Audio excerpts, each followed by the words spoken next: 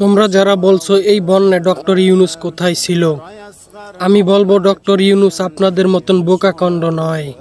সে এই বন্যার সময় নিজের ছবি ভিডিও আপলোড করে নাই, কিংবা হেলিকপ্টার করে বন্যা দুর্গত এলাকার মানুষদেরকে দেখতেও যান নাই, এবং কি সে টিস্যু বা রুমাল দিয়ে চোখের পানি মুছে অভিনয়ও করেননি। সে কি করেছে জানেন? সে ৪৬টা এনজিওর সাথে বৈঠক করে এবং বিভিন্ন রাষ্ট্রের সাথে কথা বলে এই বন্যা দুর্গত এলাকার মানুষের জন্য সে ১,০০০ কোটি টাকা বাজেট করেছেন। আলহামদুলিল্লাহ। আমাদের জননীর আমলে যখন বন্যা হয়েছিল তখন তিনি হেলিকপ্টার দিয়ে ঘুরে দেখে বেড়াইছিল। টিস্যু আর রুমাল দিয়ে চোখ মুখ মুছতে গিয়ে সে বড় অভিনেতা হয়ে গিয়েছিল। কিন্তু জ্ঞানী মানুষের পরিচয় এবার দেখে নিন। আপনারা ভাই ১,০০০ কোটি টাকা তো দূরের কথা, যদি ১ কোটি টাকা পাইতেন তাহলে লোভটা না সামলিয়ে বিদেশে পাচার করে দিতেন।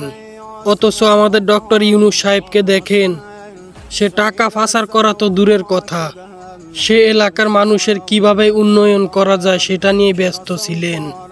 তাই আপনাদের উদ্দেশ্য করে বলতে চাই, যারা ডক্টর ইউনূসকে নিয়ে ভুল বুঝছেন তারা ভুল বোঝার আগে বা ভুল ধরার আগে তার সমপরিমাণ ও জ্ঞানের পরিমাণ অধিকারী হন। যদিও না পারেন তাহলে তার বিরুদ্ধে উল্টাপাল্টা কথা বলবেন না, কথাটা মনে রাখবেন।